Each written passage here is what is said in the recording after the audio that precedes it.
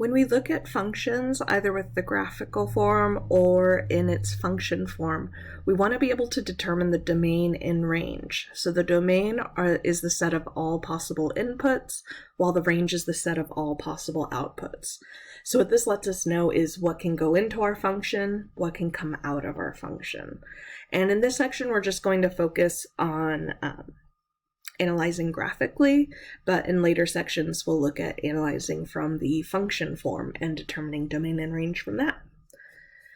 So in this first image, we just have 4 discrete coordinates. So since they're separated, that's how we also list the domain and range. So I'm going to use these curvy brackets. That's going to be a list of points. And what I'm going to do is, for the domain, I'm focusing on the x coordinates. So I have these distinct -3, -1, 2, and 5, and we can just list those out, -3, -1, 2, 5.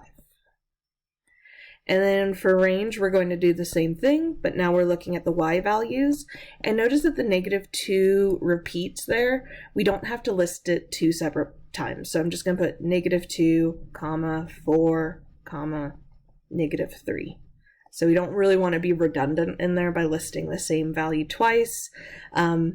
Order doesn't particularly matter either in there. So if you have separated coordinates, that's what we'll do there. The more likely case is with graphs like this.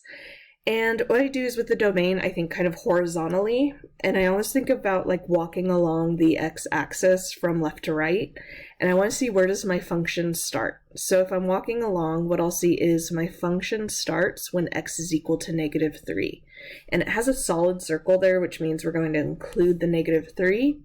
And then my function continues to be defined as I walk along, until I get to +4, and then the function's going to stop. And it has an open circle there to show that we're going to be going to 3.99999, like we're going to get infinitely close to 4, but not equal to. So I'll have an open circle there to show we'll get very, very close to 4. So in terms of interval notation for domain, what I'm going to use is a square bracket at the 3, or -3, to show we're including it. And then we're going to go up to 4, but use a parenthesis to show we're not including that. Then for range, I do the same thing, but I think about walking along the y-axis from the bottom to the top. So walking along, our function's going to start at -4, and we have a solid circle there. And then the function continues until we get to +2, where our function ends with that open circle to again show that we're going to be at 1.999999, but not exactly equal to 2. So in interval notation, we're going to start at -4 with a square bracket and then go up to +2 with parentheses. Okay, our next one, which kind of looks like a W. So for domain, if I'm walking along, I can see that as I'm over here on the left-hand side, we have this arrow, which means my function is going to continue on and on and on forever, out to infinity. So over here, it's going to go off to -infinity, and then my function's defined throughout the whole graph that I'm seeing here along the x-axis, and then we have the arrow again to show it's going to go off to +infinity. So my domain's going to be all real numbers going from -infinity to +infinity. Then for range, if I do the kind of starting at the bottom of the y-axis and start walking upward, I am actually undefined at the bottom here, but then when I get to -2, I can see my function begins. And we have a defined coordinate there, so I'm going to use a solid circle at -2, and then the function continues to be defined, and it's going to continue off to +infinity. So for interval notation, my function begins at a square bracket at -2, and then goes off to +infinity. All right, a little piecewise function here. So for domain, what we'll have is our function begins at -2, it continues to be defined, and even at +2, even though there's a jump, we have a defined point at that -2, so it just continues to be defined there, continues until we get to +8, where it ends with a solid circle there. So for domain, we're going to have a square bracket from -2 to +8, also with a square bracket. And then for range, this is a bit of an interesting one because it's kind of two discrete points almost in a way, because we're at -2 and +3, and those are our 2 and only y values. So what I'm going to do is use those brackets like I did in the first question with those discrete points. And here I'll use those curly brackets, and we're at -2 and +3. And this just shows me that it's just -2, just +3. It isn't an interval of any point. It's these discrete coordinates. Okay, a little rational function here, and we can see they graphed a horizontal asymptote. I'm also going to draw the vertical asymptote just to help out a bit visually there.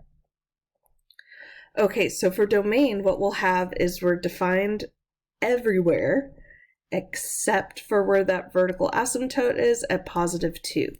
So what I want to do in terms of my interval for the domain, my set of inputs that are allowed is absolutely everything except for +2.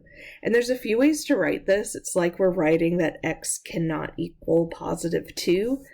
In interval notation, just so that we're used to seeing that, what we're doing is we're going from -infinity to +2, and then we want to use parentheses because we're not including +2, and then we use a union symbol to say we're going to combine a second interval, start that second interval also at +2 but using parentheses again, and go off to +infinity.